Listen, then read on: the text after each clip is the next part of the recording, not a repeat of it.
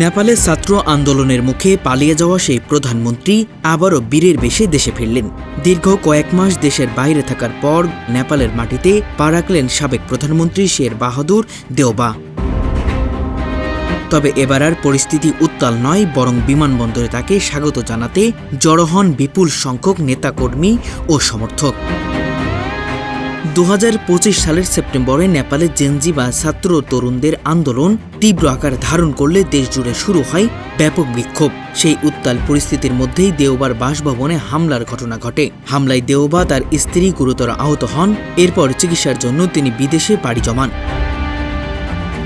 দীর্ঘদিন সিঙ্গাপুরে চিকিৎসা নেওয়ার পর হংকং সহ বিভিন্ন জায়গায় অবস্থান করেন তিনি।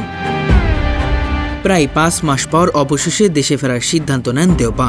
গতকাল কাঠমান্ডুর ত্রিভুবন আন্তর্জাতিক বিমানবন্দরে পৌঁছালে তাকে ঘিরে তৈরি হয় উৎসব মুখর পরিবেশ। দলীয় নেতাকর্মীরা স্লোগান দিয়ে তাকে স্বাগত জানান।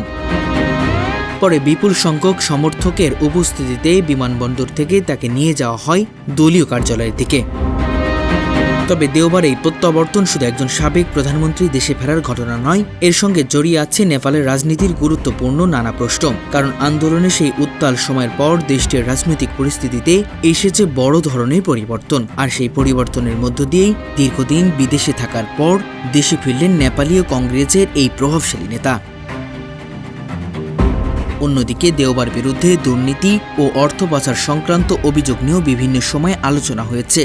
এসব অভিযোগ তিনি অস্বীকার করেছেন। ফলে দেশে ফেরার পর তার রাজনৈতিক ভবিষ্যৎ কি হবে, তিনি আবারও সক্রিয় রাজনীতিতে ফিরবেন কিনা, এসব প্রশ্ন এখন সামনে এসেছে।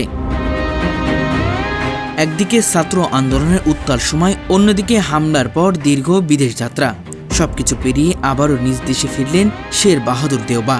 আর তার এই প্রত্যাবর্তন ঘিরে নেপালের রাজনীতিতে নতুন করে যে আলোচনা শুরু হয়েছে, তা এখন কোন দিকে মোড় নেয় সেদিকে নজর রাখছেন দেশটির রাজনৈতিক বিশ্লেষকরা।